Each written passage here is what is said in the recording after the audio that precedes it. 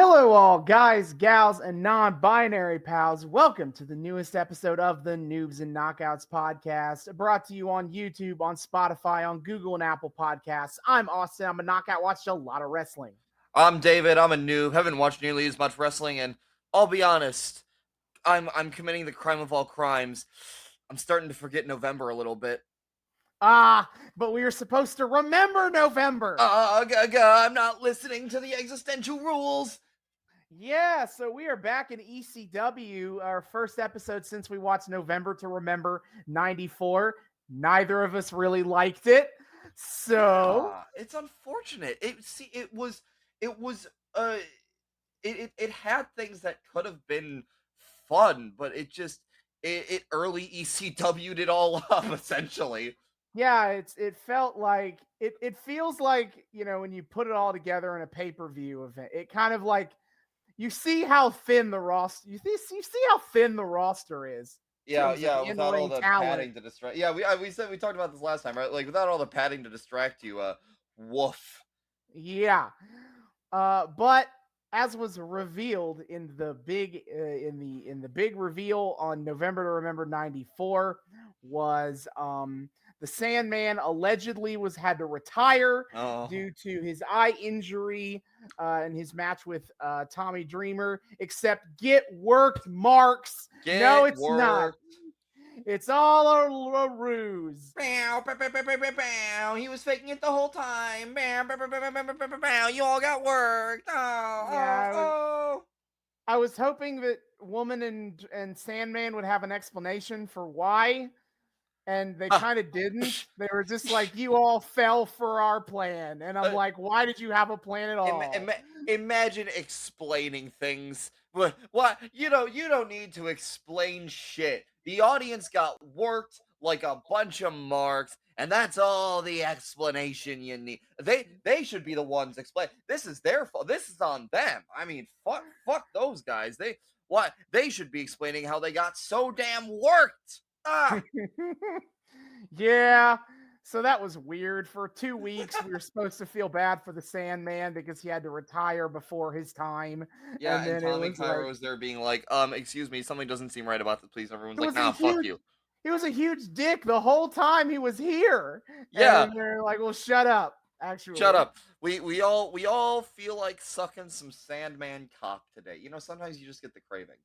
But then Cairo was proven correct. The Sandman is a dirtbag. Justice for Cairo. I don't think he's ever getting that justice. No, not really. Unfortunate. So today we are watching the December 20th, 1994 episode of Hardcore TV. Basically, the conclusion to the Tommy Dreamer Sandman storyline as best I can figure. It's the best ending point I could find, really. It's other stuff has been wrapped up into it, so it's not like a clean 1v1. This is it for the final time, we swear.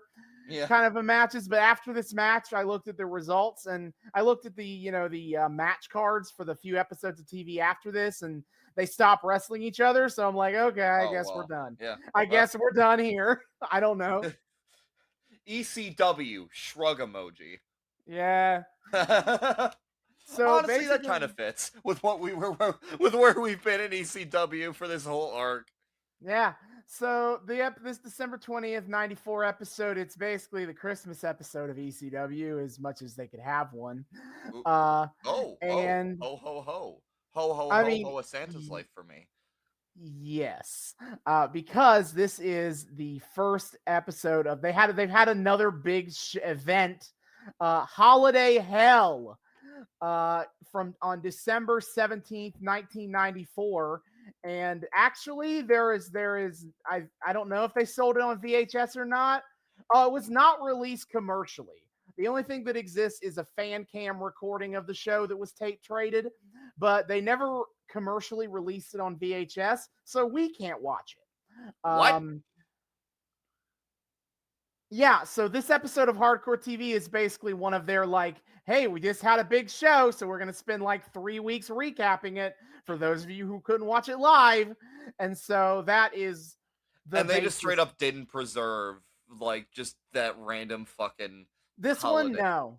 What? Holiday Hell 94 was not preserved. What?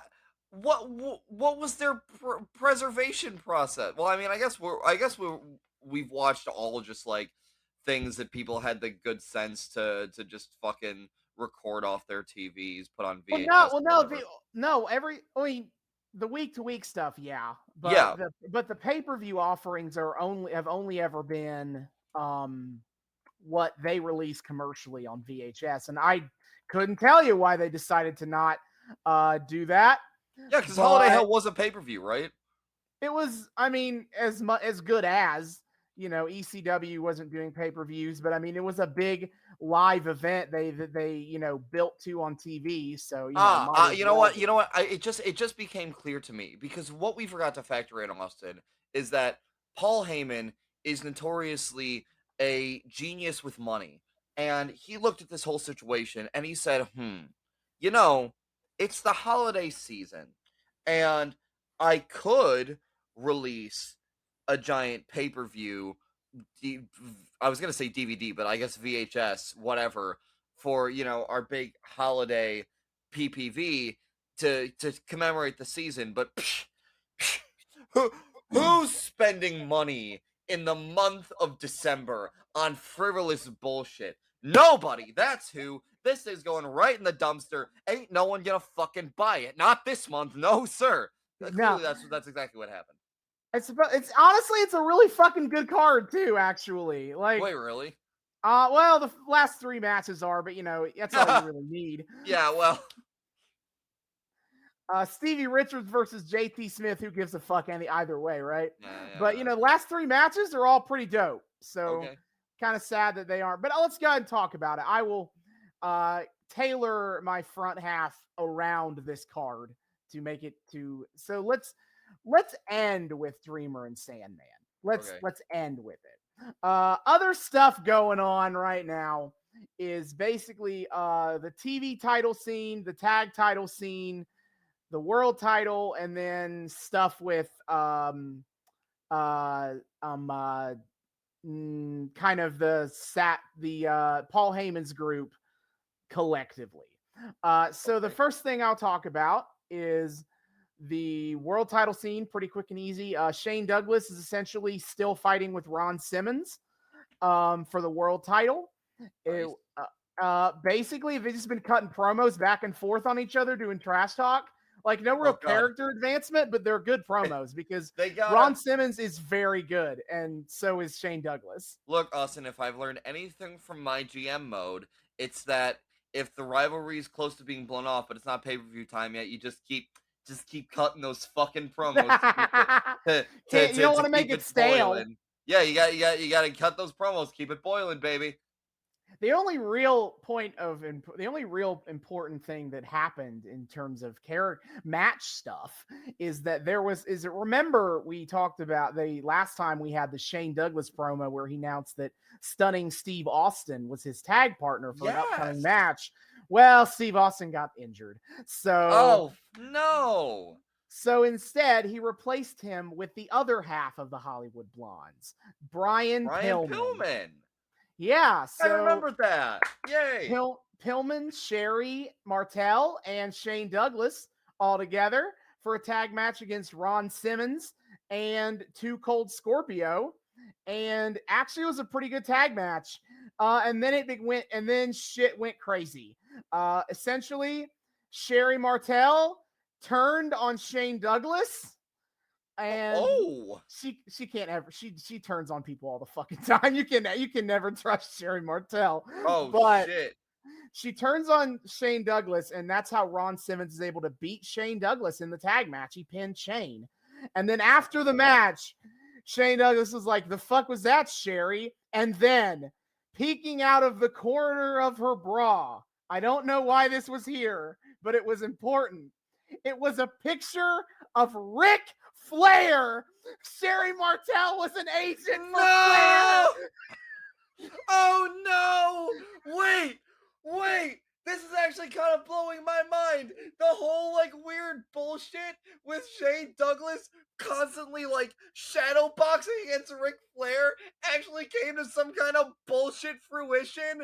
It came No to as much fucking fruition as it ever was going to. no fucking way, dude. That's so funny. Yeah. Oh my god. Okay, that's actually amazing. I love that. Oh my god. So Shane Douglas realized this was all a con by Ric Flair because he's too much of a coward to face him himself. And so They're he's like, if we can't get Ric Flair on TV, we'll just say he's involved anyway. Fuck it. Why not? fuck him. Put a picture of him and Sherry do Martell's about it? put a picture of him and Sherry Martell's tits.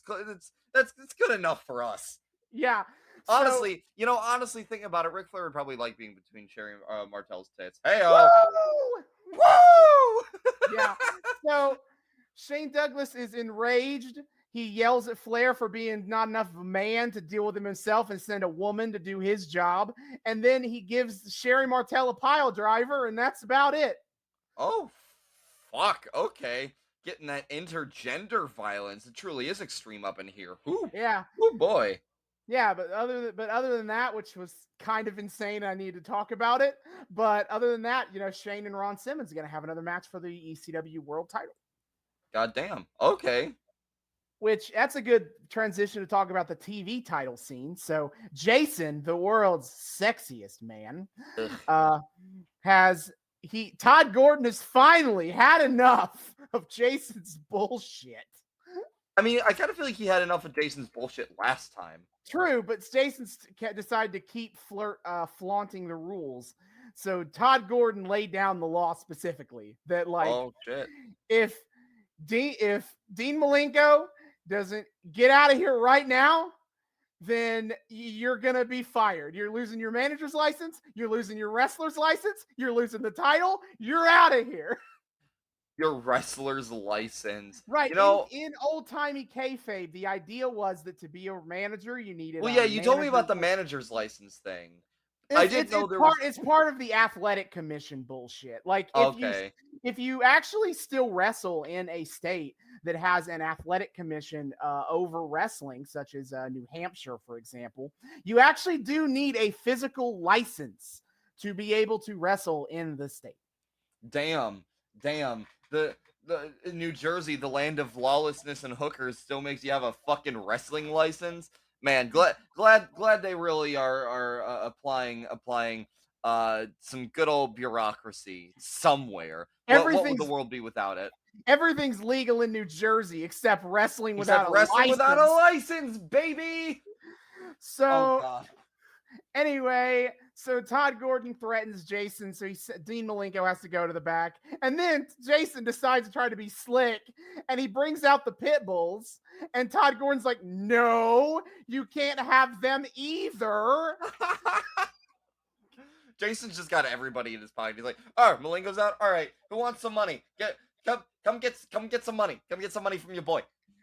So eventually, it is a straight one-on-one match between Jason and Too Cold Scorpio for the TV title. Ooh! And after some ref bump bullshit, Malenko still decides to interfere, except Too Cold Scorpio beats his ass anyway, and Too Cold Scorpio beats Jason for the TV title. Fucking based!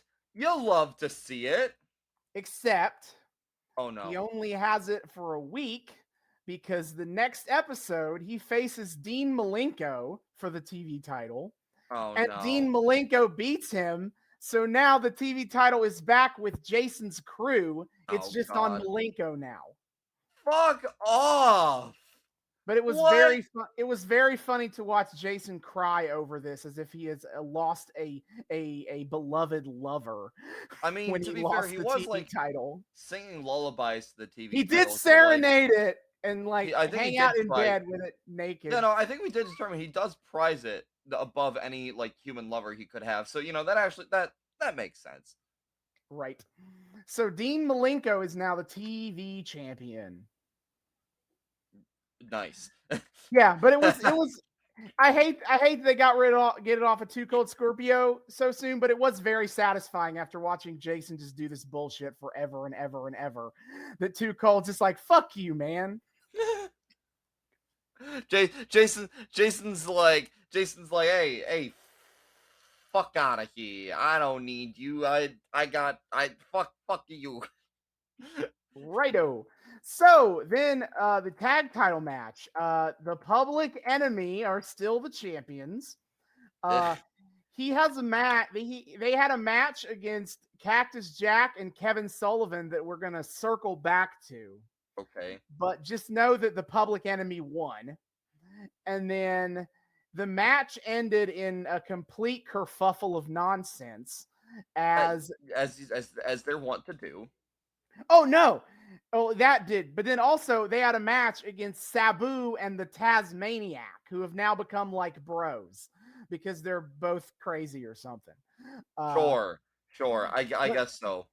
They had Mr. a tag Maniac, match. Mr. Boo, great bedfellows, you know. They had a tag title match that ended with the Public Enemy and a bunch of nonsense that ended with first the Public Enemy put Paul Heyman through a table. Oh, fuck. Paul Heyman taking table bumps. You know what? That sounds about right. Paul Heyman is a fucking maniac. Paul Heyman's like, yeah, give me another one. Give me another one. Ah, I need it. And then after the match, and then after that, the Public Enemy put Sabu through a table, and Joey Styles is losing his mind on commentary of like, this is Sabu's worst nightmare. He's put so many people through tables himself, and now he's going through a table. Yes, Sabu's ultimate superpower, projecting. But they also talk about how he's had the cracked ribs like a month ago. Yeah. And he's going through the table. And they're like, Tasmaniac is despondent. He's going crazy. Tasmaniac is sad because his new bestest friend is hurt. You know, he's beside himself. I have observed Taz for the past year roughly, and some change with just seeing him pop up in other small random spots in what we've covered for the podcast. I don't imagine Taz as a man who has terribly many super binding personal connections. He seems to be able to let go of those somewhat easy. R.I.P. Team Taz. Well, Mr. Maniac is sad because someone hurt his new brother. His new brother. Oh no, not the brother. So they're getting a rematch for the tag title match at Holiday Hell. But in addition to that, is that because Sabu is part of Paulie Dangerously's crew, now 911 is now also fighting Jason's team. Because, and in fact, on this episode, we will see from Holiday Hell 911 in a handicap match against both the Pitbulls. I wonder how he's going to beat them. Could it possibly be through the use of chokeslams? Chokeslam. The double chokeslam? There's only one man in my life who I can truly adore watching double chokeslam, and that's Luchasaurus. If your name's not Luchasaurus, I got bad news for you, buddy. I'm probably going to be kind of fucking bored by your chokeslamming, because you are chokeslamming people, sure, but are you doing it in a dinosaur mask? That's true. All right, time to get to the complicated tale of where we're ending Sandman and Tommy Dreamer. So, immediately after the November to Remember, Tommy Dreamer cut a promo that, if he's going to die in the ring, he's going to die, but he's taking the Sandman with him. Yeah, the Tommy Dreamer murder-suicide wish keeps getting stronger and stronger. It's times like this I'm really happy they didn't give spots like these, angles like these to baby Chris Benoit. That they went with a different new face of the company to give such insanity to, because one of those would have aged far worse than what we currently have.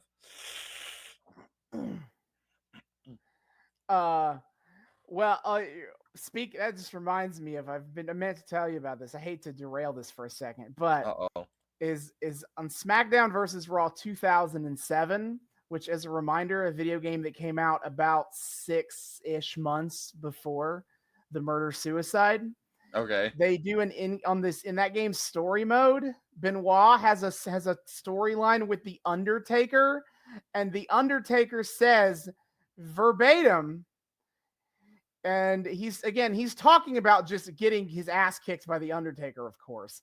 But what he says is your grieving family will only have you to blame for when the inevitable occurs. What the fuck? They're like, no. What the fuck? Such poorly aged lines. Oh no! And that was like a custom line for the Undertaker to say to Benoit. Yeah, it was just part of it. At that point in time, they story mode had like preset storylines, and one of them was Benoit versus the Undertaker, and you get inserted as a third character. But yeah,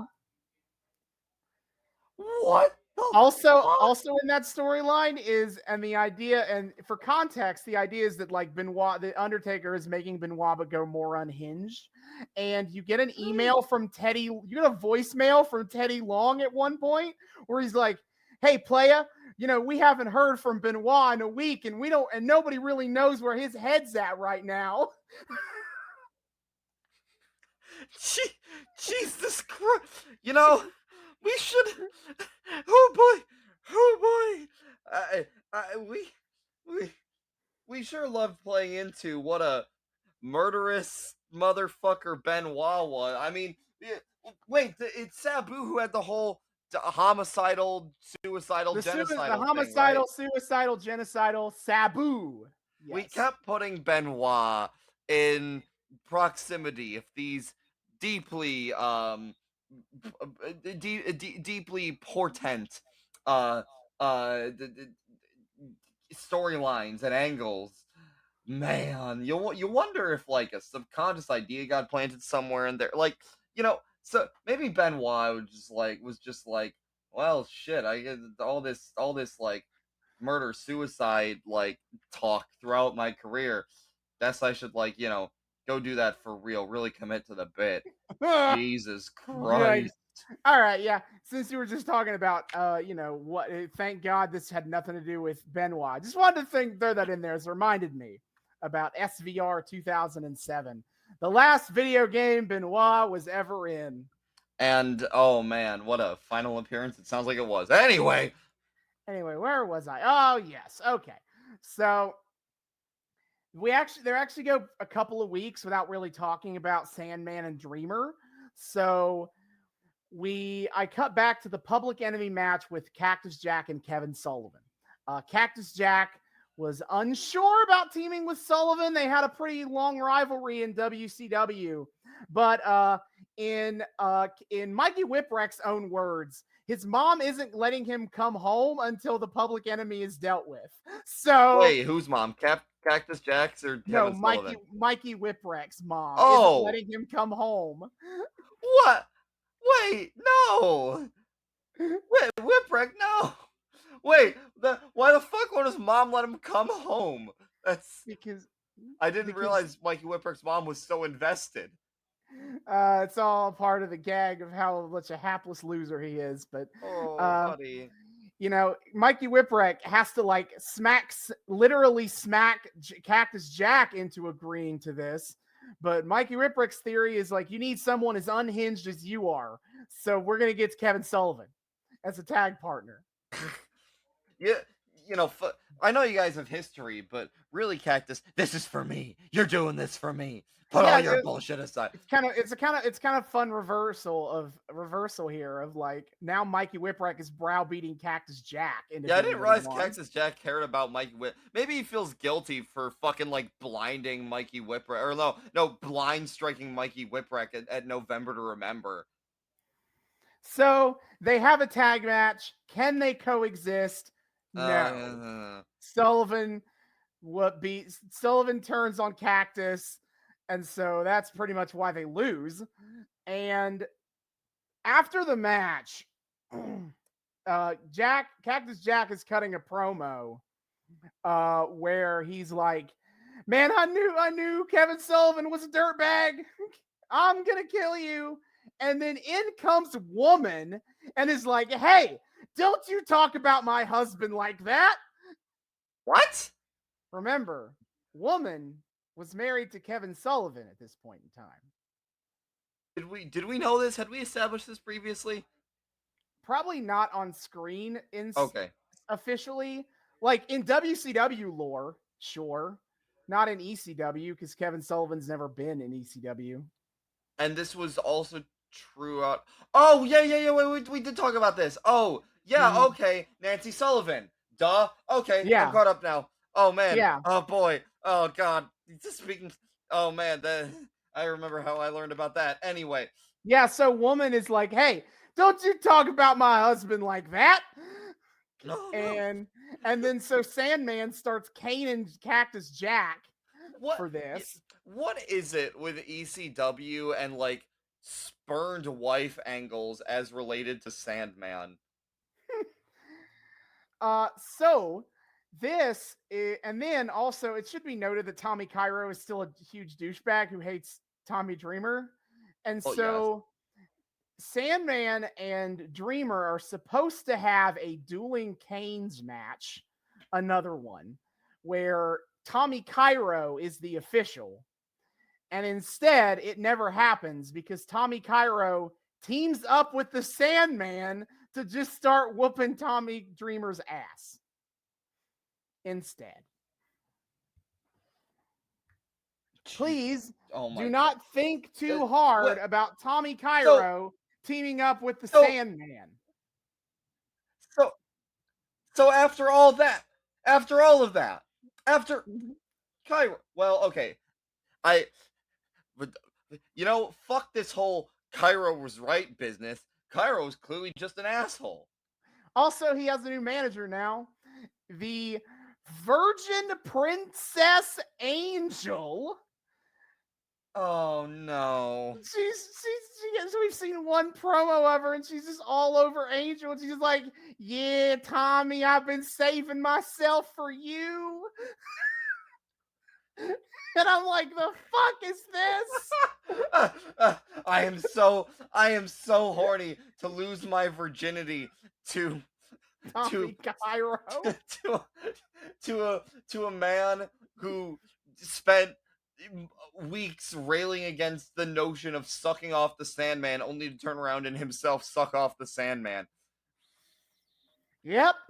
She's really in for getting that like secondhand Sandman dick. That's really what it is. It's all a plot to replace to get to Sandman, replace Peaches, and oh yeah, what the fuck is going on with Peaches? Yeah, she's just gone. You know, no one cares.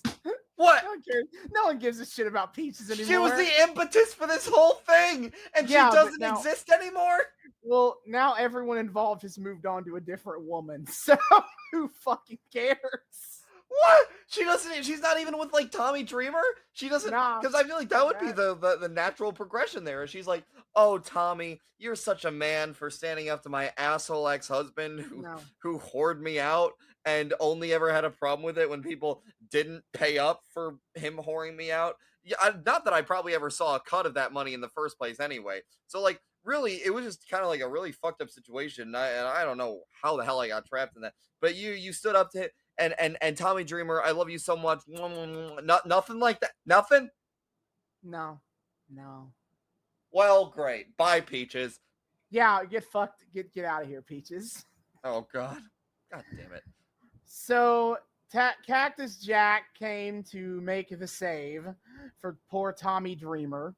And now we had this at Holiday Hell is a big old tag match. Cactus Jack and Tommy Dreamer versus the Sandman and Tommy Cairo. And Cactus Jack cut a great promo of like, "I wasn't involved in any of this. Tommy Dreamer, I get why he's involved. And I get why he was mad at you. But I was a neutral party. And then you attacked me and you got me involved. And that's your greatest mistake."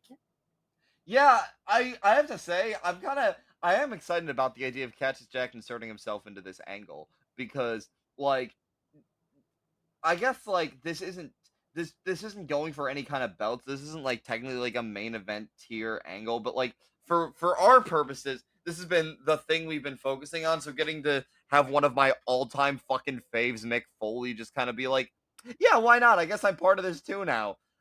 I It's weird, it's random, but I ain't complaining. And I will say it probably will be really dope to see like newly minted insane badass Tommy Dreamer team up with motherfucking Cactus Jack. That's gonna be some wild shit. Yeah, I have high expectations for this match. I You do know, too. for That some actually seems like it's gonna be hardcore kind of dope. hardcore shenanigans. Yeah, it was a messy road to get to this spot, but like as an ending point, seems pretty sick. Oh my god! Like the Dreamer Sandman stuff. Aside from like how fucking weird the whole Sandman was faking the blindness angle was, that part was all great. And like every time we saw Cactus Jack, he was certainly trying his best. So the best part of like everything else we've been watching, teaming up with like the highlight of the rest of this whole fucking arc for us, it's gonna be pretty fucking dope. I always down to see Mick Foley cause some carnage, even if he's teamed up with understander of sexual ethics, Tommy Dreamer. Hey, Hey, yeah, right. So that will be basically that match tonight, as well as the 911 match I mentioned, are the two matches that are on this show from okay, Holiday Hell. okay. So if you would like to watch along with us, 2 matches, holy shit. you can do so. There is a lot of promo packages here. Uh-huh. I mean, it's ECW Hardcore TV. I don't really know what you thought was going to happen. It's just funny hearing out loud. Yeah, no, the whole 2 matches we're watching for this episode. What? Right. Sorry, not sorry. Anyway, if you would like to watch this episode of Hardcore TV with us, you have two options. You can be the nice good boy who watches legally on Peacock TV. You know, it's the NBC Universal streaming service. That's where all of WWE shit is now. Yeah, It's $4.99 a month with ads, $9.99 a month without ads. However, they censor out all of the music, and from what I understand, this is a big one music wise. So you might want to watch this with the original tracks. Ho ho ho ho, Santa's life for me. Yes, hopefully Santa won't put us on the naughty list for this because they're also the ECW redub project. If you type something like ECW Restoration Project or ECW redubs into Google, and you might find a Reddit thread or a Google Drive, something like that talks about it. And you can see all of the original ECW with its original dubbed music that Paul Heyman definitely didn't fully license, if he licensed any of it at all. That's why we only hear it in incidental arena music reverb. See, it's fine as long as we were only playing it in the arena and the cameras and the mics just happen to pick it up. It's not our fault. It's not. Yeah, no, that totally exempts us from any copyright, right? Yes, so you can do that. You also get to see the local adverts that ECW was running which have been a delight. Yeah, folks, I'm telling you, this is a quintessential part of the experience. I feel like you can't experience early ECW without getting a direct fucking rip from someone's like home VHS recording of the dumb, weird local ads that they ran these fucking shows with. What would ECW even be like if there wasn't Carter W. Reed jewelry ads in the middle of it? It would honestly feel like weird and wrong because what's made this like I said, there is some legitimately good stuff that we've covered in this arc, especially the whole like ECW telling the NWA to go fuck itself, and B, obviously the whole for the most part the whole Tommy Dreamer Sandman the rivalry that's all been pretty dope. But like we've made it quite clear throughout this arc that this is some like rinky-dink fucking television. Like they're scraping the bottom of the barrel somehow every week, padding the hell out of everything to like recap it all, and like the budget is like that of a fucking ham sandwich, and the like there is the production value tiny, and like it all just feels cheap and fluffy, and so like having the local commercials in there is quite seriously, this is not a meme. I feel like it really is a quintessential part of the experience of watching early ECW, without which a lot of the charm would be kind of lost, because it kind of takes out that context that you can experience viscerally of like, yeah, this feels like I'm just sitting down to watch like a fucking VHS recording of a live TV airing that, on my like, whatever analog TV or whatever the fuck, not analog, whatever the fuck you call old TVs. I don't know. Yeah. And 100% unironically, the making of Terminator 2 bit was absolutely a highlight of this whole fucking storyline. Insane. We talk about swerves. I got fucking swerved with that making of Terminator 2 bit, okay? I thought for sure they were going to be offering up that whole ass movie. And they're like, Terminator 2, the making of. Making of. Fun fact, Vince Russo actually wrote that particular advertisement. Few people know this. All right. So now that we've given you our pitch for why you should be pirating this instead, in true ECW spirit, not paying for anything. Absolutely. Oh, well, that's the other thing. It's thematic, and it's just the right way of doing it. Do it or you're a fucking narc. You don't be a fucking narc, do you? No, of course not. So then you can watch that way. Again, we are watching the December 20th, 1994 episode of ECW Hardcore TV, and we will see you in the back half to talk about it. See you then. And we are back. We have just finished the December 20th, 1994 episode of ECW Hardcore TV. That we did, Austin. That we did. I feel like that was the most ECW episode of ECW we could have done. What a thing to end on. It really was. It was kind of anticlimactic, if I'm being honest, compared to some of the other shit we started with. But it had its moments, and oh boy, were the ECWisms out in full swing from the very start. Here's the awful thing. I think I had a lot more to say about what happened at the beginning of this episode than I did like by the end of it, just because like, well, I mean, the end of it is what I expected to have happen. I don't think I was prepared for what was gonna happen to start the show. I was not either.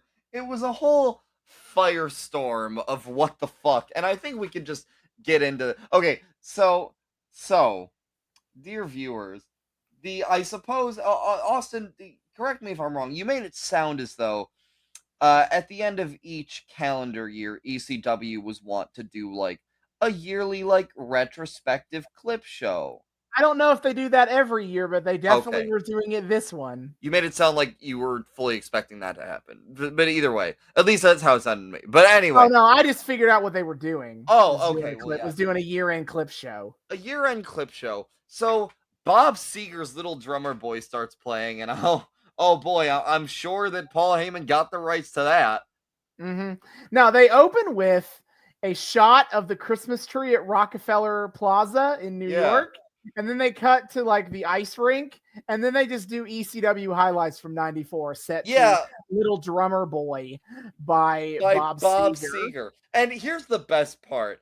It's like all like nostalgic slow-mo to really add a sense of sentimentality to these clips of men jumping off ropes, attacking each other, and fucking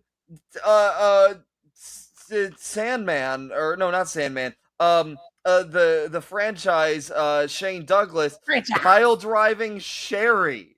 We got a nostalgic slow-mo recap of Shane Douglas pile driving Sherry Martel. A thing that happened like 2 weeks ago. to Bob Seger's little drummer boy. What? Truly incredible. And see, I thought it was gonna be they play a few clips and then they're like, all right, that's our intro. Well, they play through the entire fucking song. No, they got clips from all year. And then Paul Heyman's like, I worked very hard to steal this music, and I need to see the fruits of my labor come to their proper full fruition. Put a pin in that for later. Hey-o.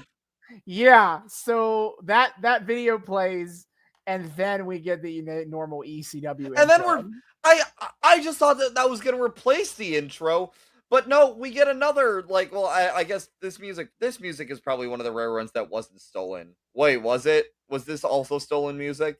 I'd like to think he wouldn't have stole Thunder Kiss 65 because it's the fucking theme song to the TV show, but I mean, I can't promise anything. You never know. But yeah, we get another whole ass sequence of clips of ECW past set to music. So just so good. I think we'll have it a second time. Yeah. I feel like you really could have just done away with the intro, but oh fuck! I had a whole bit that I wanted to do for the back half. Damn it, I forgot. Fuck, because if there's one thing ECW loves doing, oh dear, it's fucking padding their shows. So my god, I'm gonna pad the hell out of what I'm wearing just so I can go out in style, in the proper ECW style. It's not ECW without tons and tons of padding. Oh god, he looks. For those of you not watching the video version of this, David looks completely ridiculous right now. I always look completely ridiculous. Excuse you. Mm-hmm. All right. So, anyway, now we're starting the show. Now that I'm properly padded. Yeah. For ECW. So we're starting the show. Joey Styles is at ringside, and you can tell because the mic is shit. Yeah. Oh my god. I'm Joey Styles, and I'm here for ECW Extreme Championship Wrestling. Don't go off of me tonight. Yeah, you can barely hear him. But he says it's Christmas is here. It's time for the season. It's time of the year for season's beatings or season's greetings. Season's beatings. I missed that part. And he introduces his new color commentator for just tonight, Santa Claus. And immediately the crowd starts booing. What? So okay. Here comes Santa Claus. Set 2. Here comes Santa Claus. Santa Claus. But he's got his bag of gifts, and the crowd is just booing him. They're booing Santa Claus for some reason. I would expect nothing less from the ECW crowd that they would boo Santa Claus. Yeah. Okay. Jesus. So many notes to start off. Oh fuck! I forgot to say for the Bob Seger segment. I forgot to say what I said to you when we were recording. See, if this was truly Extreme Championship Wrestling, if they were truly extreme, if Todd Gordon and Paul Heyman and all of them had any fucking balls, they would have set that nostalgic slam clip show to Christmas shoes. That would have been. I would have fucking skipped that whole segment. Oh man, it would have been up Christmas shoes. I'd have skipped the whole damn thing. Would have been extreme though. I'm just saying. Anyway, so yeah, so Santa Claus enters. So here comes Santa Claus. He's getting fucking booed, and not only is he getting booed, people start chanting for 911 to presumably come and choke slam Santa. Which I feel like this crowd should have been at like WWE Christmas 2012 or whatever fucking year we watched. I feel like they would have been all in on Santa getting run over by a sports car. They would have. Alberto Del Rio would have been the biggest baby face in the business. Yeah, you think Alberto Rio's an untouchable face in Lucha Underground? Just wait and see how the ECW crowd reacts to him fucking running over Santa Claus. And maybe that's where Mick Foley got the idea. Mick Foley did play Santa Claus in that, and I wonder if in the back of his head, as he was throwing himself violently into Alberto Del Rio's sports car, he got a little flashback to crowds chanting 911, 911. Oh yeah, my god! Santa Claus gets in the ring and he has like gifts. He's got like a hat and he's got like a t-shirt. Well, just say in a fucking in a fucking like just slightly just like big plastic bag, because of course we can afford a whole ass like decent Santa Claus costume. We can't afford a goddamn decent looking bag to go with it. Welcome to ECW's budget. Yeah, so he starts throwing shit in the crowd, and then 911 comes out, and you can guess how this is gonna go. It's the way 911 actually fucking chokeslam Santa, much to the crowd's approval. Clearly, the this audience have all gotten coal in their stockings before, and they're fucking salty about it. ECW crowd is going on the naughty list. Oh, that's true. That's That honestly true. scans. ECW crowd seems like the type of people who would all unanimously be on the naughty list, right? Yeah. So Joey Styles with the line, with my favorite line of the night on commentary. Well, I'll be home for Christmas, but Santa Claus is going to be spending time in the emergency room. God damn. Also, I have to wonder if since 911 fucking murked Santa, I want a version of the Santa Claus that stars 911 after he chokeslammed Santa, where he then has to become the new Santa Claus. This is like the Santa Claus situation. Yes, where he has killed Santa, and so he now invokes he has to the be Santa Claus. Oh shit! And who comes to Santa's rescue but the Pit Bulls? Well, because the Pit Bulls have their match with 911 as part of Holiday Hell, so they just ran in to get that started. Sure. But, noted babyface 911 beats up Santa Claus. Yeah, so Santa is clearly not a Paul Heyman guy, which means even Santa, enslaver of innumerable elves, think Paul Heyman's labor practices are a little too exploitative. Ho ho ho! Oh, this is too much, Paul. Pay your goddamn work. Even I give my indentured servants a stipend. Ho ho ho! Ho, ho. At least my elves are unionized. Ho, ho, ho, ho. Oh my god. Yeah, so clearly Santa and Heyman are having a huge beef here about their labor practices. Big workplace dispute here. No, fucking hell. What is this? This is so dumb. No, it's great. I loved it. 10 out of 10, no notes. Mhm. 911 just beats up Santa Claus. Absolutely. Then the Pit Bulls run in. They start beating down on 911. It's a 2-on-1 match. So Pit Bulls dominate a lot of the early part of the match. Joey Styles makes a note of Jason's style, Jason's attire, and is like, shoes by Versace, shirt by, I did not catch what he said to this one, and pants by Hefty. What is he wearing? Yeah, you were big on that line. I didn't even fucking catch it. Nah, I enjoyed that. I enjoyed a lot of what Joey Styles was saying tonight. He was wild. Joey Styles was losing it, man. Yep. What are you doing? I was taking a selfie so I could. I need to record my beautiful Padded thematic outfit? costume. Yeah, the padding. Got to get right. that hashtag podcast out of context. This is going on Twitter, baby. Sweet. Okay. So again, the match is mostly a 2-on-1 fight. At one point, 901 is getting an upper hand, but then Jason runs in and attacks, hits 901 from behind, and Pit Bulls do a double choke slam on 911. Tables have turned. Oh my god. Yeah, no. What is happening?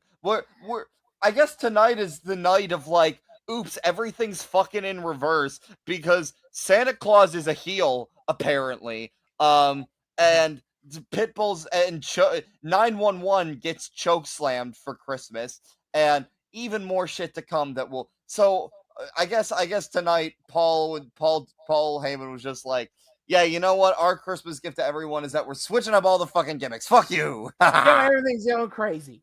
But 911 does kick out, and eventually he's able to fight off the Pit Bulls, get a double choke slam, and win the match. Pretty quick, pretty simple. 911, 911, 911. Yeah, why is this guy cool again? Because he's big and does choke slams. Ah, yes. That's all you need. 911, Why is he called 911. 911? Why is he called 911? Because that's you're gonna need to call for help when he's done with you. Oh my fucking god. I hate it here. God damn. How did ECW get so popular? This is such dumb bullshit. Oh my god. because everyone loved this dumb bullshit. You know what? Fair enough. I in my own way also love this dumb bullshit. I Can't love do this much. 911. I love how stupid and silly this 911 thing is. He literally just runs in and choke slams people. I will Randos, and say, everyone loves it ever since you described 911 to me and that Paul Heyman being a creative genius took a guy who couldn't wrestle and just made him one of their biggest stars purely because he was big and could choke slam, that remains one of the most remarkable parts of this whole fucking arc to me. Mm-hmm.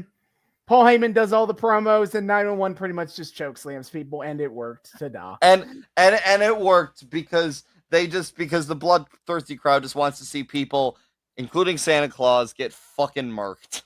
Yep. By big dude in a mullet. Yeah. I wrote, I'm going to miss these commercials at this point. You know, there are a ton of, the irregular ECW adverts. They have taken the, call today to have ECW appear in your school and community ads.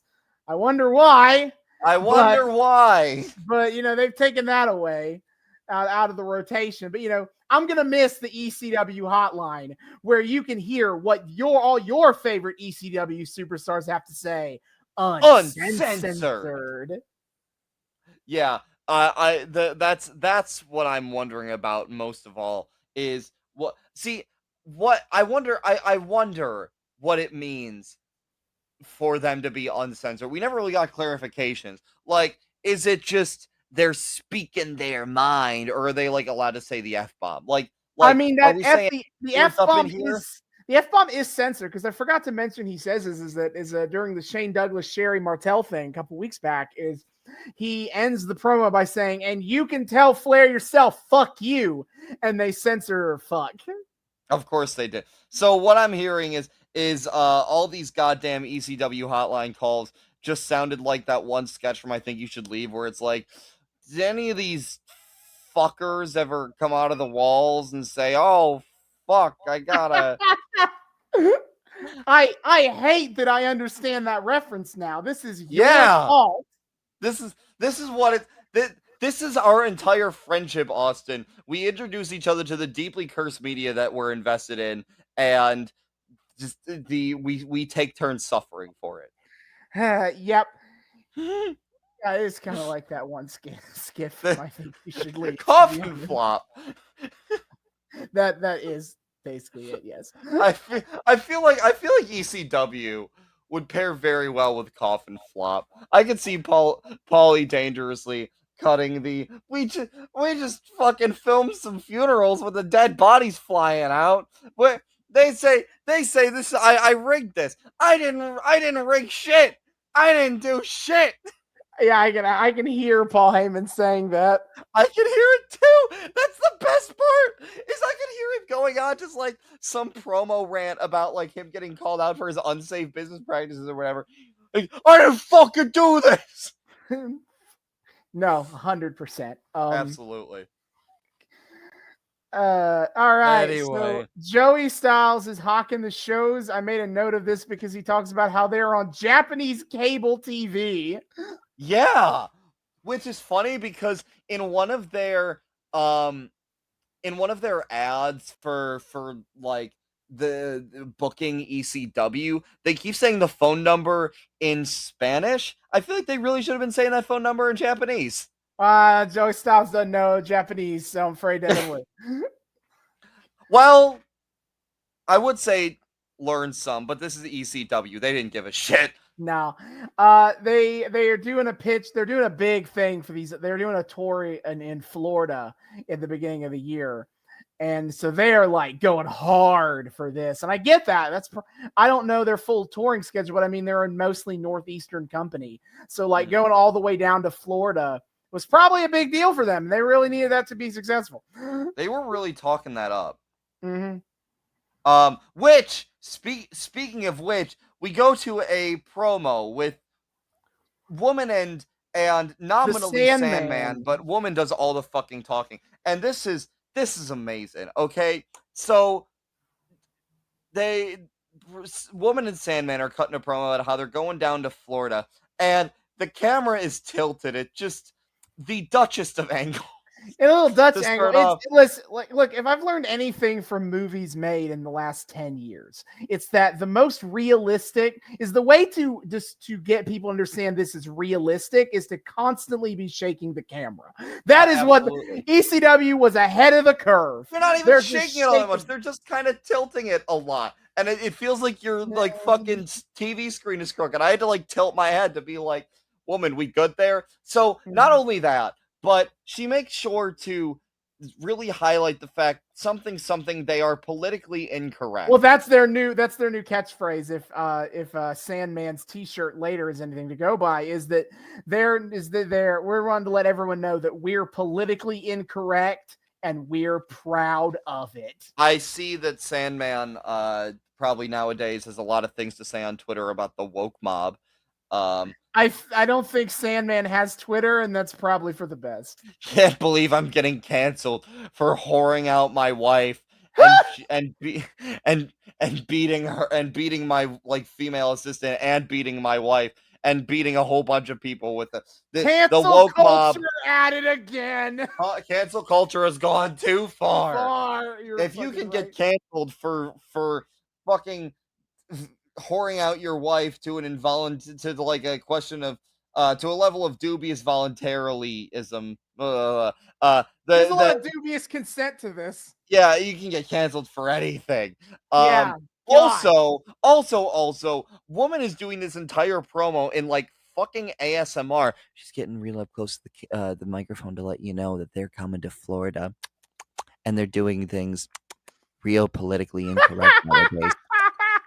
And it's like, oh god, untilt the camera, back up from the microphone. I'm begging you, bad touch.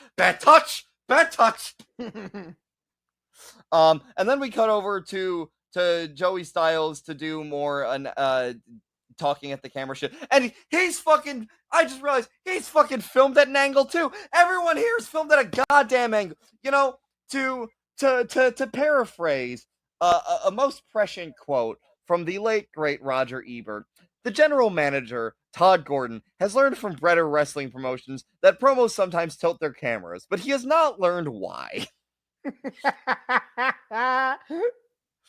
I will give anyone in the audience $5 if they know what the fuck that was a reference to. Yeah, I don't know what you're referencing. That was Roger Ebert's review of Battlefield Earth, because of course it was.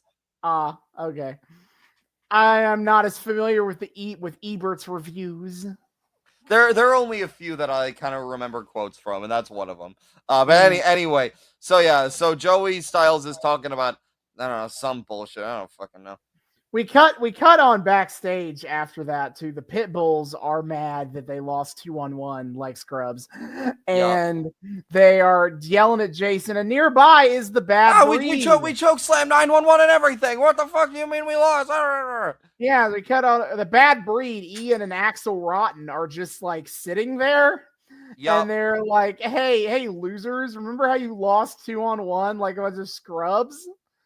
And Pit Bulls take that quite well. They started shit and they got hit. Absolutely. Yeah, you gotta look.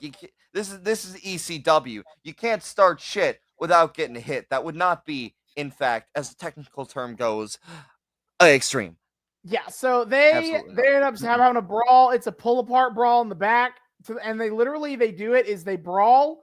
They cut to commercial to do more hotline ads, and then they come back for like 30 seconds of them like, yeah, I'll choke slam you. Oh, let me out. And then they cut on back to more hotline ads. Well, this wasn't at one point they cut away to an ad, I think fucking promoting a show where like it was gonna be Pit Bulls and Bad Breed fighting. Mm-hmm.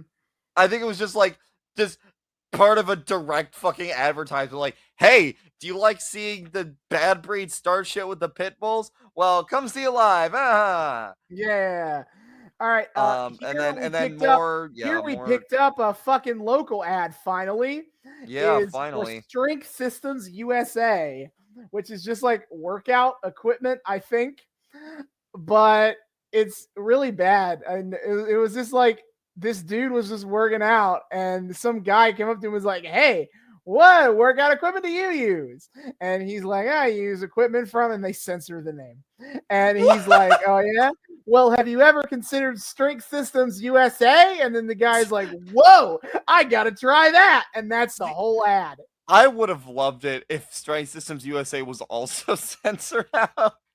I think it would have been fucking great. Hey, what workout system do you use? Oh, I use. Boop. Well, do No. you? Well, that's a bunch of pussy shit. You know what Yeah. I use? I like a real fucking man. I use. Boop. But no, like having seen, who hasn't seen infomercials for workout equipment before? I So actually it just never have. Not once ever before. I live a sheltered life. I live under a rock. It's a sad existence. oof. I Sorry, feel my life feels complete now. Thank you for the sketch. sorry to hear that. I'm used to Cartoon Network at 4:30 in the morning playing.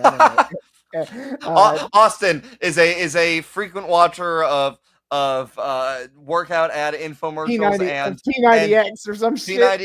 P90X commercials and Too Many Cooks reruns. Anyway, my point is I'm used to them like trying to sell you on why this workout equipment is the bestest. And I was like, you didn't do shit in this ad. You were just like, have you tried ours? And they're like, whoa. See, what I want to know is whether or not the censor was part of the original fucking airing. I feel like it is, because the joke is that, like, you don't want to like say anything about name drop a competitor. So like bleep it out, and then it's like, well, who cares? Do ours instead. Clearly the strategy is what do we have that all the other fucking companies lack? A goddamn name. You don't want to have a workout machine without a fucking name, do you? Like some kind of chump. Name brands only, pal. We say as part of the ad lineup for fucking ECW, which is like the $5 store-bought Kroger cake to the WWE's fucking like Cake Boss mega cake. Yeah, it's something. But then we get a lengthy recap of the Cactus Dreamer Sandman Cairo stuff. I don't know if you have any notes on it. I obviously don't, because all I have is that woman tried to bang Cactus, which is a great scandal, and we all should be appalled at this. Yeah, Sandman was banging plenty in the main event, and I was like, wait. I do have, this is kind of unrelated to the recap itself, but I did have one note that I noticed I just kind of noticed for the first time that the ring ropes for ECW, I think this is consistent through everything we've watched, or at least most everything. Probably. The ring ropes are the colors of AV cables, which is funny because, like, I don't know, like 9 times out of 10 you have to watch this shit through the bullshit you recorded through your VCR. But what the best part is that the ring ropes are the colors of AV cables, complete with the middle one being unsure of whether or not its designated color should be yellow or white. You know, that's always, what's the deal with AV cable? I'm sad that I didn't notice this before, and that we're at the end of this arc, so I can't like pay attention to it next time. It's like the top one is red, the middle one is like yellow, but like the turnbuckle pads are white, and the bottom one is blue. Incredible. Amazing. So after that whole ad bit, we go back to some local ads, and there's an Ico Pro commercial.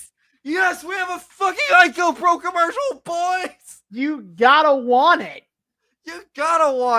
See, here's what I realized. I didn't realize that Ico Pro like was a thing that existed before WWE. I kind of assumed that Ico Pro was like a product directly commissioned by Vince and company. No, it was.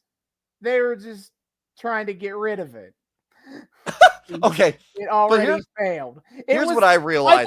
Ico Pro was basically connected to the World Bodybuilding Federation, which, if I haven't mentioned that before, that's Vince's failed bodybuilding federation that he basically tried to turn into cartoony bullshit like wrestling, except that doesn't work in the world of bodybuilding.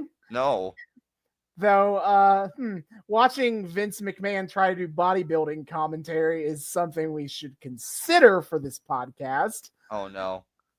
I feel like I would lose all of my IQ There's points. a few times it sounds like Vince is coming on camera, quite frankly.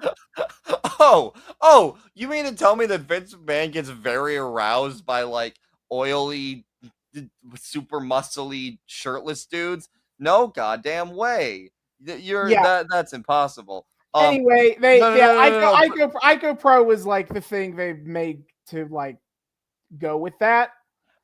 And then because it failed because nobody wanted their shitty protein powder or whatever, it like after WWE stopped trying to hawk it on air in 93, I guess now they're just trying to fucking get rid of all this shit.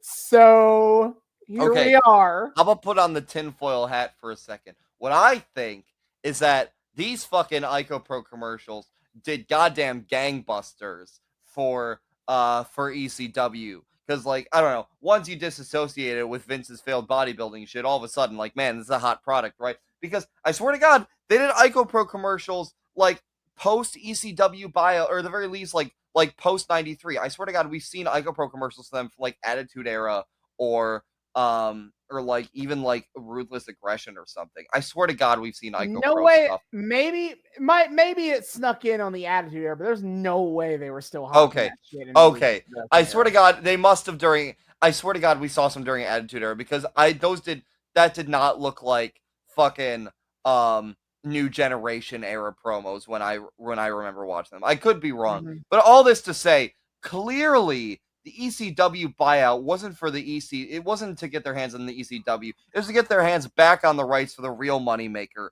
Ico Pro. Ico Pro, yet another failed business venture of Vince McMahon who tried to diversify and be successful in literally anything that wasn't wrestling. And here we are. Man, he just keeps just keep on hitting with these. Is there anything he can do besides wrestling? Apparently to hide away $19 million in hush money for like over a decade. 19 million so far. Oh, at this point, I wouldn't be surprised if like fucking 10 years from now they're like, and we found another million of we found another 10 million hush money.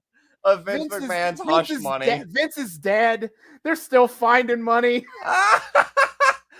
He's like, they're fucking like cremating. They're fucking like preparing Vince's corpse for his funeral. And as they're putting formaldehyde in it or fucking whatever, it like pushes out like money that he just like crammed down his throat.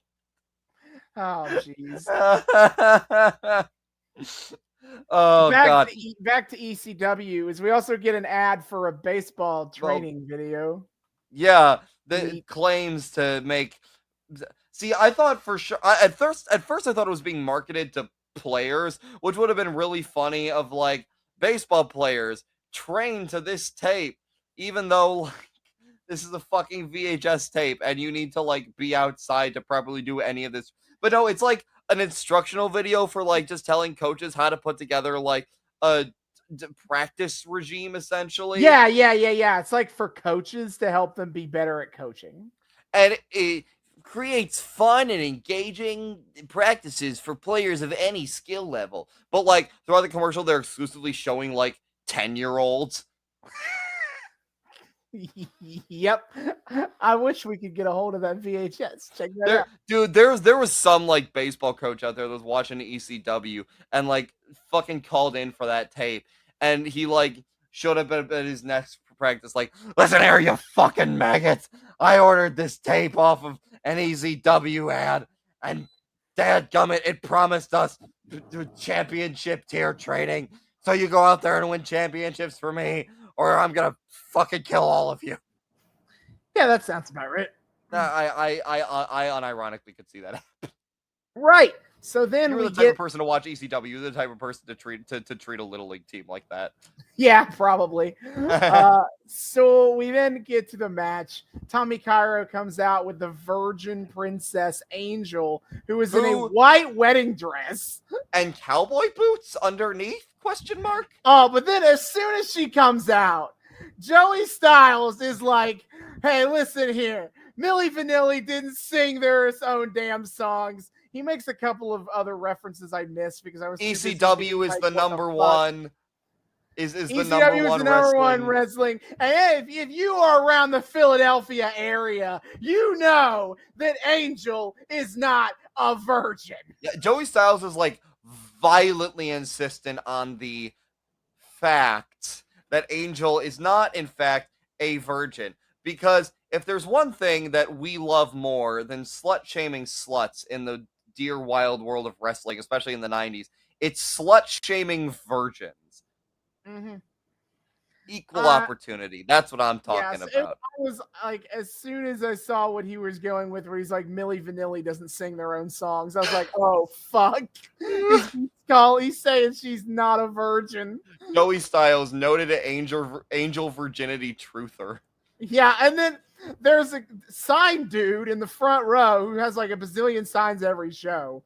Yeah, as Cairo comes out. I wonder if it's the same guy. Sign guy. I'm sure it is the same guy. But all hail sign guy.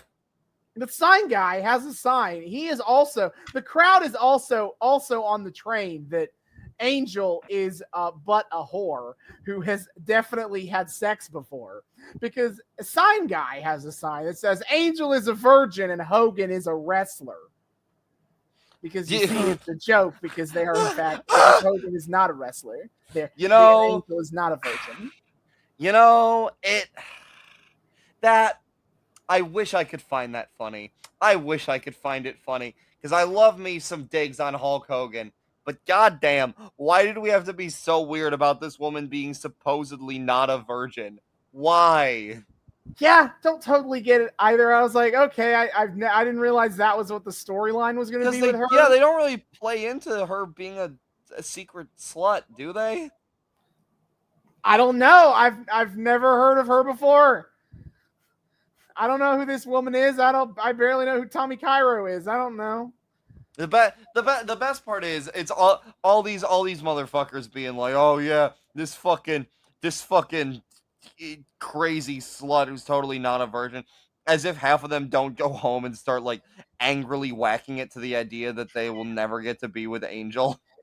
Hey, they know that she is not a virgin, because there are plenty of them in the audience, no virgins, and she ain't no virgin. Hey-o! Oh, we love some classics. If they want to pull out their classics of slut shaming virgins, we'll pull out the classics of virgin shaming the dweebs in the fucking audience. Hey-o! Virgin shaming is not okay, guys, unless it's wrestling fans. Unless it's wrestling fans. And then absolutely let them have it. Actually. Please. Wrestling fans are the worst. I say, as a wrestling fan, we deserve to be virgin shamed. That's going on a t-shirt one day. Anyway. You can't virgin shame me. You look the flag behind me. I'm good. The whole point is that I take pride in this shit, you idiot. Okay. Give it to me. I feed on it. Anyway, then I teased in the front half. This was a big episode to have the original dubbed music on, and my reference to was this entrance with the Sandman, as this is the very first time he came out to Enter Sandman by Metallica, which would be took him long enough.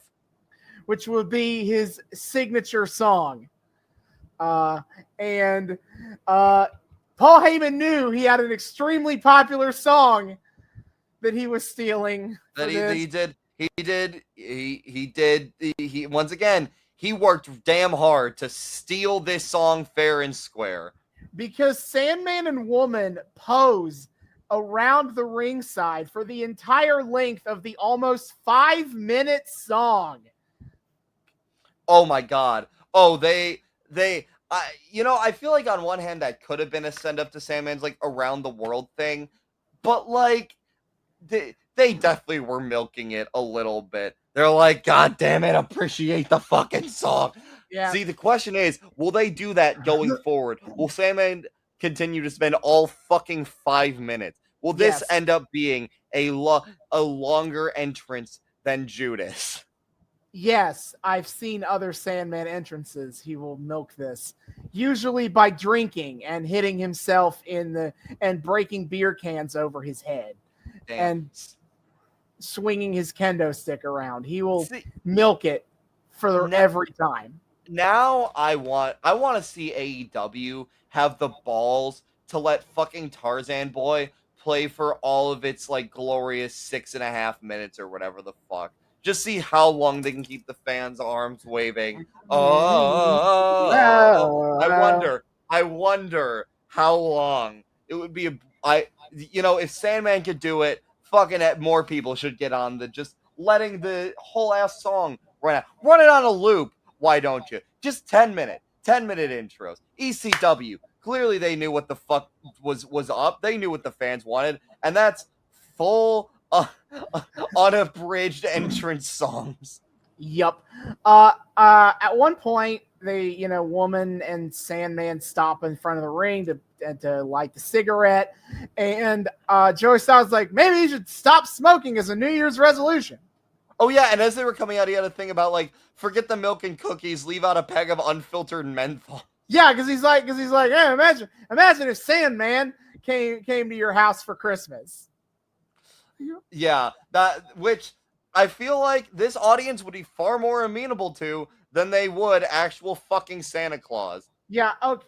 I asked, is the ECW arena supposed to be a non-smoking building arena? Because Joey Styles alludes to that.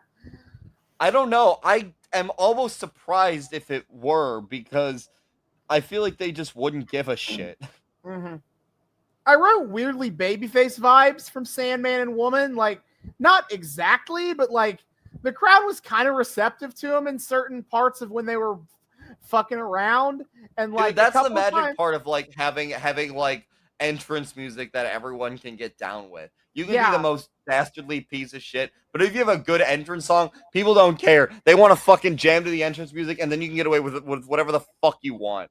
Like, there are multiple points where the crowd gives him one of their chairs so he can like pose on the chair. Oh my god! I was like, whoa.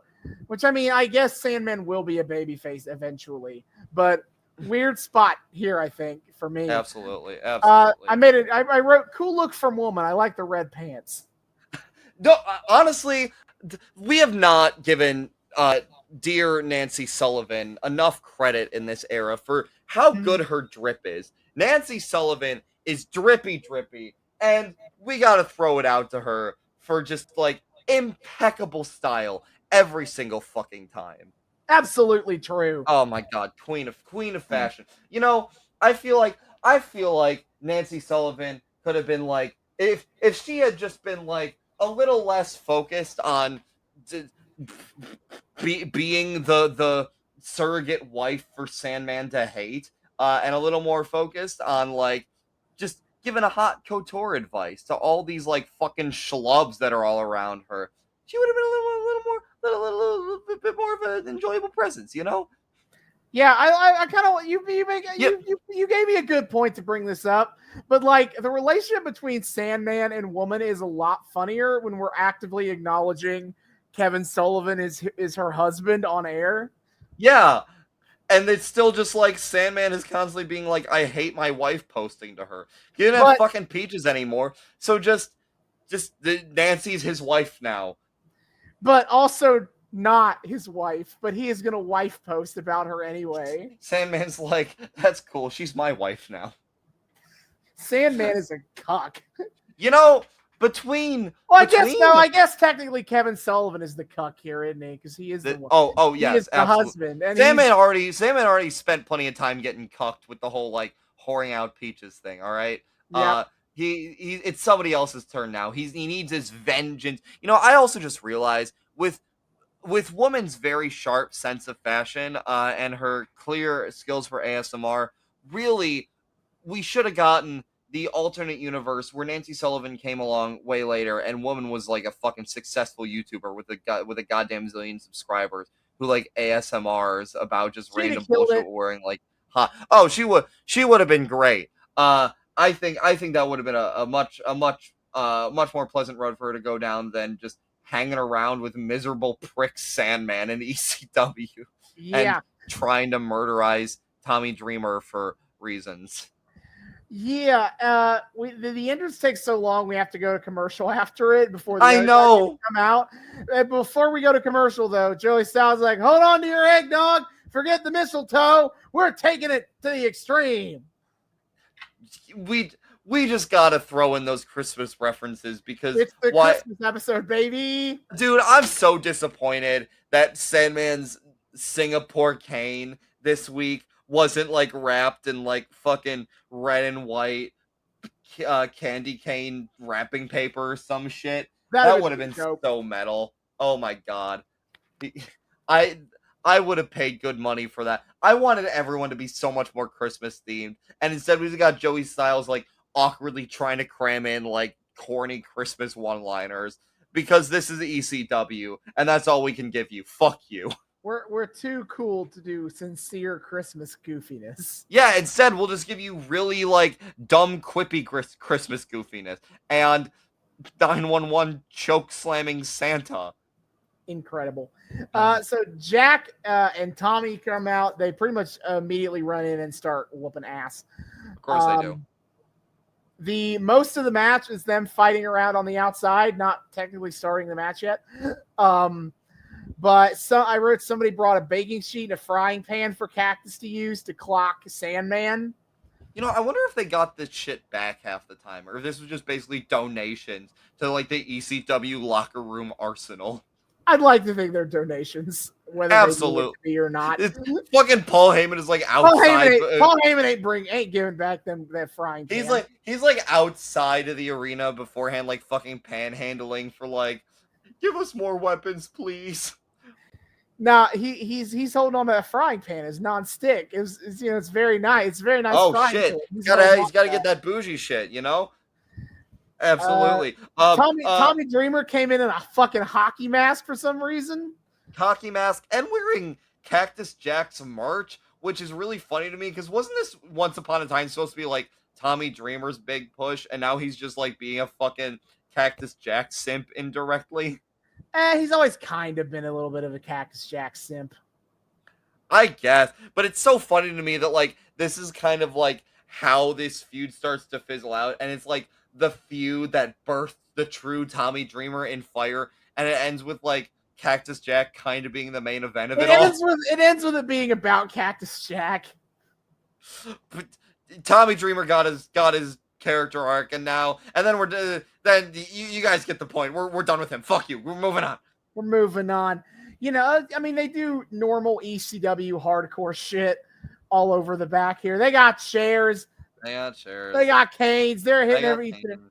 Concussions abound as we're just hitting each other in the face with everyone's weapons. Everyone's heads are getting bonked. Everybody's going to horny nobody is it's taking a goddamn massacre. Absolutely nobody is taking a protected chair shot to the head. Oh no, these fuckers are taking it to square out. This fucked up crowd with lumps of coal in their stockings ain't getting nothing less. All right. Yeah. At some point they start doing out the ECW fan cam, and I wrote, "Why is it on Angel?" But really, it was only ever on the female managers. Oh yeah, I mean, that's what the fans are here for. Wrestling. Psh, no, we just want to look at hot women. Are you kidding me? I mean, there are a few ECW women who exist for that purpose. I would argue a lot of them do. At one point, Cactus Jack is fighting off Tommy Cairo and Sandman on the outside, and Tommy Dreamer tries to do a suicide dive and misses everybody.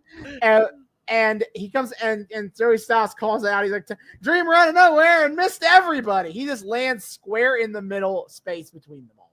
And just it's so funny directly because directly on the concrete. He says it with the intonation of like that was a super awesome move. But it's just Tommy Dreamer fucking whiffing it, and Joey Styles being like, Tommy Dreamer out of nowhere and missed everybody. Joey Styles did not skip a beat. He's like, Tommy Dreamer whiffed that one, and I'm extremely excited about it. Also, Nancy, Sandman, and Cairo are all kind of like bang mocking Cactus Jack, which I find hilarious because when we did the very first episode of this arc, we and Kyle especially just glommed on to the goddamn bang bang thing. And I thought it was just kind of like us taking it to a weird extreme. I'm so glad everybody was as fixated on the bang bang spot as we were in that first episode, because clearly it's a matter of great disrespect to bang bang at Cactus. I mean, his WCW theme makes it clear that he is better known as Mr. Bang Bang. So, you know, it's offensive to steal Mr. Bang Bang's bang bang. That sentence. That is the most beautiful sentence, Austin, I think I've ever heard in my life. It is offensive to steal Mr. Bang Bang's bang bang. Amazing. It's offensive to steal Mr. Bang Bang's bang bang. Beautiful. That wins the award for best sentence ever. Okay, cool. Yep. Brand new sentence right there. Brand new sentence. A sentence that nobody has ever said before. Absolutely not. The match devolves into a real match at some point. They all get in the ring eventually after hitting each other in the head with chairs for about 10 minutes. I made a note that Sandman managed to do a good top rope leg drop. He even does it twice, which makes me think somebody told Sandman to stop doing the fucking elbow drop you can't hit. Because the leg drop looks a lot better. I am honestly surprised that we actually saw a tangible improvement in that from Sandman. And then I wrote at one point Tommy Dreamer is in the ring and he does like the Dustin Rhodes like drop down and then punches Tommy Cairo square in the dick. The Greco-Roman dick punch, as I call it. The Greco-Roman dick punch makes that shit sound so classy. So classy, in fact, that I feel like it should be like not outlawed. Like that should be the one low blow we allow, as long as it's of the Greco-Roman variety. It's just so fucking classy. Of course, it's proper wrestling technique. Proper wrestling technique. I feel like you could just add Greco-Roman onto anything and it becomes like proper wrestling technique. Cactus Jack was waiting out for the Greco-Roman tag. Absolutely. Which was kind of hilarious because Dreamer, Cairo and Sandman were still kind of 2-on-1ing Dreamer in the ring, and Cactus Jack just stood there because he's gotta follow the tag rules. Cactus Jack, who very much cares about rules and etiquette, and isn't totally just in this shit for himself. Mm-hmm. It's not like we explicitly lampshaded before that Cactus Jack kind of doesn't give a shit about Tommy Dreamer or anything. Yeah, Cairo and Sandman whoop on Dreamer. Sandman does the bang bang in Jack's face, and then does the around the world spike pile driver to Tommy. At this point, Jack decides to run in the ring and start doing shit. And Cactus Jack, he hits a big DDT on Tommy Cairo while Sandman is too busy punching Tommy Dreamer. And then Cactus Jack gets the pin off of that. Yeah, again, fucking, this is the match that culminates the Tommy Dreamer and Sandman feud. And it ends with Cactus Jack pinning Tommy Cairo. What? Tommy Cairo, who's spotting this, already doesn't make a lick of fucking sense because he was just actively against Sandman for the longest time. But on top of that, he has kind of the least to do with any of this shit. And Sandman is, he's the real kind of provocateur, and Cairo's just along for the ride for some reason. And Cactus Jack is brand new off of this, and he's here because Sandman attacked him, but he gets the pin on Cairo. What? All right, sure. Booking decisions. Todd, what do you do? So the fighting continues, and Sandman tries to get his cane, and then Dreamer steals it away from him, and he blasts Sandman, and then he threatens to hit Woman, and Angel runs in the ring to try to protect Woman, and he honestly, Tommy Dreamer looks like he's gonna hit Angel instead, and Cactus Jack gets a microphone. He's like, "Don't do it, Tommy! Don't do it." Okay, you're underselling it a little bit because what it came across as was Yeah, I Don't admit do it! my understanding of what he said was from Joey Styles. What he said that he said, you could not understand Cactus Jack at all. Fun fact: Cactus Jack was actually practicing for his audition for a regional production of The Who's Tommy. Tommy! So Cactus Jack, you think, is for some reason de-escalating the situation, and he's asking Tommy Dreamer to give him the kendo. Again, kendo stick. famous respecter of rules and decorum. And he does, and then he hits he hits Angel with the cane. Angel just beans Angel straight over the fucking head with the Singapore cane. And then Sandman and Cairo run in, and he also beans them with the cane. So really, Jack just wanted to do it himself. Yeah, messy endings for all. However, that is the match. I had fun with it. It was a fun brawl. It was a little disappointing in terms of like what it could have been, but I guess this isn't really ECW, so you got to temper your expectations a little bit. I think it is weird that it kind of was focused on Jack so hard when like and Jack pins Cairo. Why? Like if Dreamer pins Sandman, we did everything basically the same. Probably feels better. Yeah, but whatever. Dreamer's team gets the win, the final win here, I guess. Much rejoicing, yada yada. We get a long win. Then we cut on back to end the episode. We cut back to Joey Styles, and he gives a long-winded monologue about Stevie Richards. And okay, context to a lot of what he's talking about. Okay. He's ranting about Scotty Flamingo. Scotty Flamingo was a wrestler in the WWF in the early 90s. And his character was basically like a polo-loving yuppie who was a heel manager in the WWF. And they fired him, and he would proceed to then come to ECW and be Raven.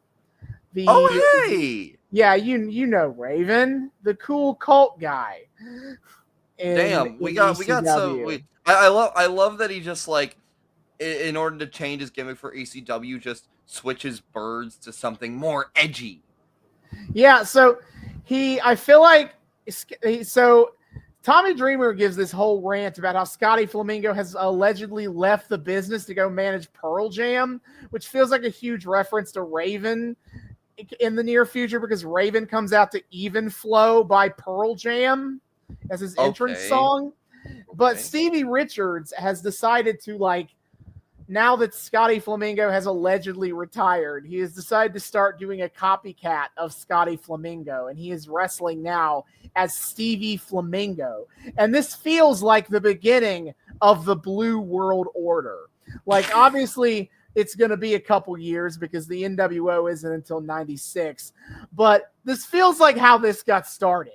Is Stevie Richards doing a Scotty Flamingo cosplay and like domino ourselves to eventually he's going to do an NWO parody.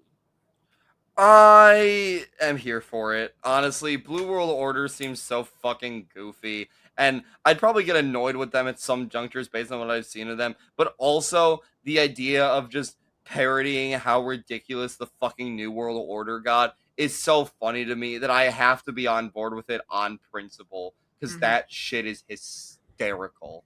Right. So after a quick video, so just I just need to clarify. We saw so much history in this arc. We saw ECW telling the NWA to go fuck itself and becoming extreme. We saw the rise of Tommy Dreamer, ECW legend. We saw, I don't know, weird shit with Shane Douglas doing Shane Douglas championship stuff. And trying to shoot fight Ric Flair in Disneyland. Trying to shoot fight Ric Flair. And we saw the beginning of the dominoes to the Blue World Order. Just the slightest hint of that domino getting pushed over. Oh my God. Just one last random bit of like, oh hey, this happened too, by the way, for this arc. Amazing. Absolutely. Then before we sign off, Joey Styles throws it to Joey Styles says, thank you for joining us for what has been the most extreme Christmas special ever, which press X to doubt a little bit on that one, I think. But however, before we leave, he throws it to the Public Enemy. One more time, we get one more Public Enemy promo. I swear to God, pretty much every single episode we watched, except maybe November to Remember, was a fucking Public Enemy promo. As I told David, as I found following a website that heaps results from the week to week of the ECW in the year '94, and allegedly, Public Enemy did 32 promos in 1994. That is too low. They definitely did more than that. I refuse to believe only 32. That's a goddamn lie. It is fucking possible for them to have done any less than 365 promo. I don't know. They weren't even airing one show a day, but they still had one promo for every fucking day of the year. I guarantee it. It is mathematically, statistically impossible that it was anything less than that. That's a damn lie. Yeah. Stop lying. So let's end it off on a Public Enemy note. Public Enemy is at the Rockefeller Plaza at the ice rink. And they're like, it's a good Christmas, Johnny. And they literally swipe somebody's wallet immediately. Oh, yeah, absolutely. Because the joke is that they're poor, I guess. That they're criminal thugs who steal. Also, can we just shout out, they were clearly trying to compensate for their lack of production value by just throwing all of the, dumb bullshit in that they could. The stolen music, the wonky camera angles to make things feel cool, and the goddamn Windows, iMovie, After Effects, whatever tier shitty effects. So we have this weird picture in picture frame of them talking while the rest of the scene is slightly blurred out around them. What just because why not? Just because we can. No reason, we just can. Sure. Clearly edited by a 10-year-old who just got their hands on their first we just learned how to do this, so we gotta put it in. Fun fact, Paul Heyman was so fucking cheap that he delegated editing responsibilities to the local elementary school's 5th grade IT class. You don't have to pay 5th graders, was Paul Heyman's philosophy. They get paid in good grades. And exposure. Exposure was Paul Heyman's favorite thing to pay in. Anyway, they're talking about how they want to steal the Christmas tree at Rockefeller Center. And Johnny and Rocco Rock says it's a good idea because, hey, get it, Rockefeller Center. And they are and I think Johnny Grunge is it's Johnny Grunge. No, Johnny Grunge is the one who's I don't know how we're going to do this, Rocco. Because he's how are we going to fit this in our house, Rocco? And Rocco's answer is simply that we're just going to cut some off the bottom and then we'll make it fit. And, yes. You just got to take a little bit of the trunk off. And then Johnny Grunge then points out how we gonna pay the electric bill for this. Clearly, Johnny and Rocco have never seen fucking National Lampoon's Christmas Vacation. Nah, apparently not. But just it'll fit. It's fine. Don't worry about it. After doing some bits on it, they do say Merry Christmas, blah blah blah blah blah. And they and then let's go jumpstart that fucking crane to steal the giant. Oh yeah, they talk about how they're gonna go jumpstart the crane over there and go grab the tree. Also, I never realized the implication that they were roommates, which I would love to believe is euphemistic. And they were roommates. That's literally what I have in my notes. And they were roommates. Hey, Johnny. Oh, man. So, yes, ending with what else? One last Public Enemy promo, wishing us a Merry, Merry Christmas here on August 11th. Yeah, it feels weird to be doing a Christmas episode in August. Yeah, I was we had to end it where we had to end it. Oh, so... fair enough. Unlike Tony Khan, Austin is not a fan of putting off finishing storylines until it's convenient for us again. Oof. Oof. Oofity, oofity, oof. Yeah, so that is ECW 94. I mean, we had a lot of ups and we had a lot of downs, but truthfully, I had a blast. Me And too. I think I came away with this understanding how this shit became like the cult wrestling shit of the 90s. Yes, like okay, it was dumb. And if this was like the wrestling that I was trying to consume on a weekly basis, I don't know if I could do it. It was really dumb, padded as all hell, and just at times so fucking skin deep. However, given the cultural zeitgeist of the time that it came out, and you know, the sensibilities of wrestling fans at the time, and some of the kind of legitimately cool, unique, and at times actually kind of really intelligent shit that they could do, it's easy to see why this got so big. This was, for its time, clearly legitimately edgy. I don't say that with derision. This is clear. Yeah. This was clearly legitimately like an edgy thing to put out there, Mhm. and you know, back before the days of like wrestling fans being super fixated on work rates, at least Mhm. American wrestling fans, um, this was the shit to be at. It was weird. It was brutal. It didn't give a shit about just thinking about anything. It was just send big beefy boys out there and have them beat each other up. It doesn't even need to be super technical. Just go out there, beat each other up, swear at each other, and shit on everybody else around us and act kind of detached. And by doing that, they legitimately probably were the coolest thing in the industry when they came blazing onto the scene like this, especially with telling the NWA to go fuck themselves, and especially with the fucking like Phoenix Rising Tommy Dreamer storyline, which Yeah. was at the end of the day, at its core, despite like the weird shit it kind of fizzled out into at the end, was legitimately pretty fucking cool. Mhm. Yeah, would definitely love to try this again when Yeah. a little more deeper into ECW's real peak, with the kind of the kind of guys that people know ECW for. Oh yeah. Hmm. But that'll be a whiles off. For our next arc in this segment Another is new arc.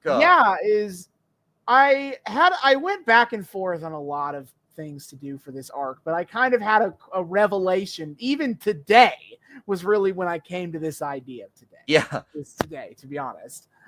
So I wanted to go back to the golden era of WWF, from where. But the problem is that a lot what I wanted to do, it's hard to sometimes find the week to week programming to follow. But here's the thing: in the 80s and the 90s, the WWF famously did a ton of VHS releases with Coliseum home video. They were the partners who put out the weekly, who put out the pay-per-views to go for home video release. However, they also did a lot of original content with the Coliseum release. They did, match compilations and wrestler career biographies and all sorts of cool stuff. A lot of matches that were never before aired on TV, even putting out for the Coliseum home video release.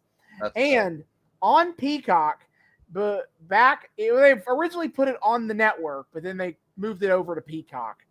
Is they put out about 3 dozen or so of the Coliseum home video releases from the 80s and the 90s. So for our next arc here in our like pre-Attitude Era segment of our show, we are going to watch a curated selection of 5 of these Coliseum home video releases.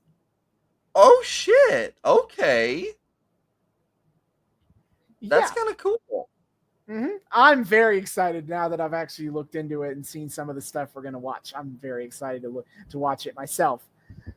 Yeah, I keep like my opinion and my like feelings toward the golden age are like ever evolving, and it's something I want to keep diving back into because it was like simultaneously like sometimes fucking gangbusters and sometimes some of the most corny bullshit ever, and like I can't believe this was like the coolest thing ever back in its day. But there is some kind of really incredible stuff buried in there, and yeah, I'm intrigued to see what this could be. This is like the bedrock of like mainstream wrestling history in the modern day, and I'm always down to learn more about that. So, fuck yeah, I'm ready. Yep. So that is for a few episodes from now, and we get on back to this part of our cycle. But for now, for next time, we will be returning to Lucha Underground. David, we have only 3 more episodes of this podcast left in season 1. 5 more episodes of the show left. Wow. We are coming on down the way. It is truly the beginning of the end of season 1 of Lucha Underground. Ultima Lucha is right around the corner. Oh, love me some Boyle Heights. Let's take a fucking trip. So we will be returning to that next week. Until then, David, hit our plugs. Yes, sir. Friends, dear friends, thank you for joining us on, once again, another wonderful episode of the Noobs and Knockouts Podcast. We thank you all so much for being here. Veteran listeners, viewers, what have you, you know the drill. Thank you so much for once again welcoming us back into your eardrums, your eyeballs, whatever it is you use to consume our content. We are so happy to have you here. New people, hey, how's it going?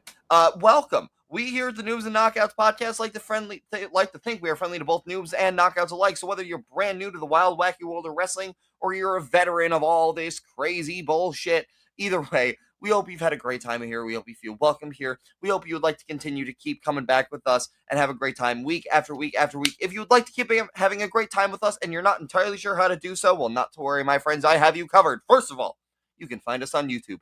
We are the Noobs and Knockouts Podcast on YouTube. Hit subscribe, ring that bell. Make sure it turns a nice little solid color so you get notifications every single time we drop a brand new episode. Give us that sweet engagement.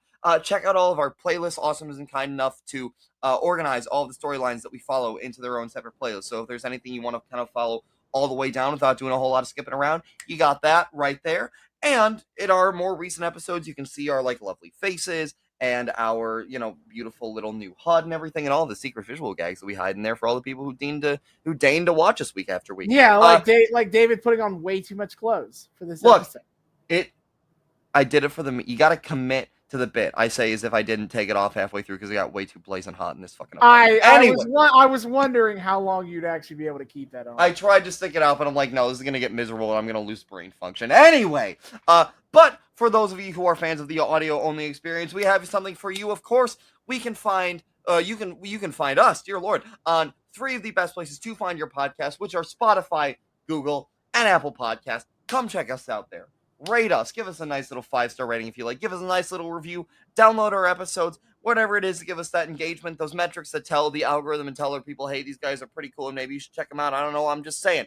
Noobs and Knockouts Podcast, Spotify, Google, and Apple Podcasts. But of course, you can also get in contact with us on the interwebs with our social media. First and foremost is our Twitter. You can find us on Twitter at Noobs and Knox Pod. That's Noobs, the letter N, Knox Pod on Twitter.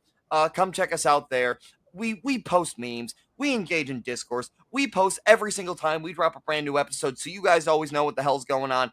And of course, the highlight of our Twitter is weekly wrestling live tweeting. My friend, what is on the docket coming up? Sure, every week, 8 p.m. Eastern on TBS is AEW Dynamite.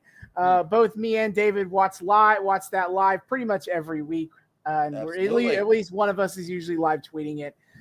So that is our normal thing, but also I keep up with WWE and Impact, and I live tweet the pay-per-views of all 3 of those companies. So upcoming on that is WWE on September the 3rd has Clash at the Castle. Their first major event in the United Kingdom since '92 SummerSlam. It's been quite a while. So far, we got 3 matches on the card. We got Roman Reigns versus Drew McIntyre for the Woo Championship. Though rumors have it that perhaps they're going to split the world titles in this show. Rumors abound that USA Network wants a world champion again. God so damn it. Please, the Uwu title might not be long for this world. No, please don't split the titles, Uwu. Yeah. Then Liv Morgan versus Shayna Baszler for the SmackDown Women's Championship. And then also just announced this past week on Raw is beyond the Raw Women's Champion, Bianca Belair, Alexa Bliss, and Asuka taking on Bayley, Dakota Kai, and Io Sky in a six-woman tag team match. And if it were me, if I was the one booking the show, of course, I would have Dakota Kai and Io Sky win the tag belts and then make the six-woman tag a winner-takes-all tag team match. So that Bayley can win the match and also become the women's champion. But that's just me. Yes! Oh, what a dream. Dream come true that would be. So, yes, that is the 3 matches announced so far. It's still a few weeks to go on the show, so expect more matches to come as we go along. Also, that same weekend, as it turns out, on September the 4th, is All Out. Labor Day weekend, baby.